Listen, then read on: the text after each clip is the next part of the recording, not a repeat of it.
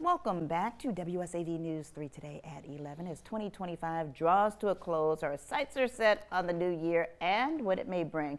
Are you hoping to ditch old habits and start anew? Do you have a resolution or resolutions?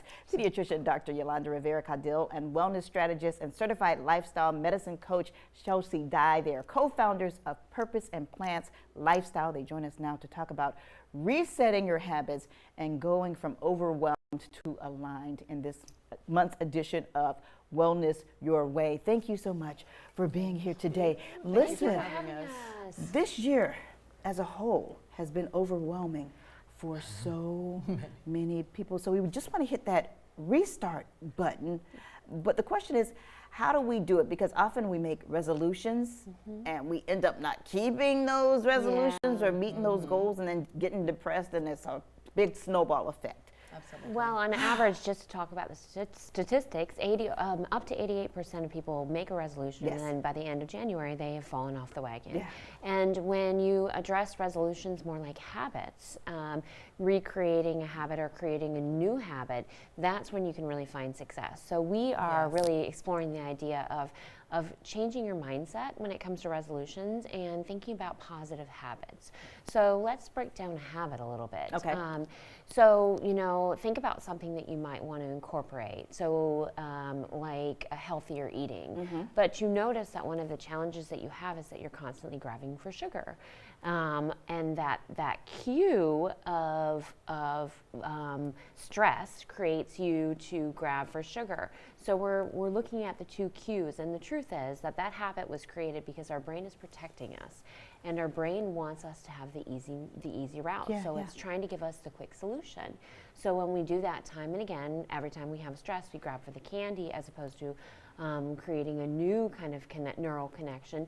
That's where we form a less than positive habit. So our job is just to reshape those cues. So repetition does matter. I mean, even when you're starting something new, because as I told you guys before, I walk every day after a meal. And so now it's like, it's a habit. I have to do it, and it's a good thing. Because the repetition creates new pathways. That's what it does. Right now, when you have a habit established of eating sugar, this is the easy and fastest way for the brain to do things. But starting a new one, so like a pattern interruption. That's what we're looking exactly. to do, because we're taking our brain out of autopilot, and that automated response, we're changing it up and shaking it up. And a really good way to do that is to switch from goal-based habits to identity-based. I like that. So instead of like, I want to lose weight, that's like your goal is to lose weight, but why do you want to lose weight? Because it might give you more energy. Is that what you're looking for? I think I am a person that craves or want to be more energetic. I am a person that is more active, and that is a trick for the brain to do a better job. Because, looking at that number in the scale, it really is a very frustrating thing, and it's not as efficient for the brain. And go ahead. So when it comes to resetting habits, there's a couple of things that we do. Okay. We're connecting them to identity versus a goal, so reshaping it. There's lots of ways to do that. We're looking at the cues that will maybe put the less than positive habit in place, or the cues that will be the trigger for the positive habit. So you eat dinner, and then you go for a walk. You created that cue-based new habit. And then after that, we look at our environment. So going back to the sugar, if we're stressed and we have candy on our kitchen table, and we know that that's our regular habit, that's going to be harder to break than putting it away. And if you have your walking shoes by the door and you're finishing dinner, you're more inclined to do that. So switching the environment. Or putting those nuts in that candy dish instead. I always tell the parents to put the fruits in a place that is center for everyone. Like, you have to go through the bowl to go anywhere. And another part about this is celebrating your wins. Absolutely. So even if they're tiny wins. So we're all about that. And every single day you should find something to celebrate.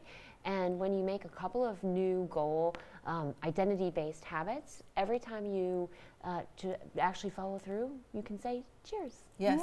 Hooray. Way me. Yay me. So you can find out more about this. We launched a podcast. Yes, you did. Tell us about that. the Compass Method with WSAV. We're so grateful, and we're really excited because next week your episode is airing. Yes.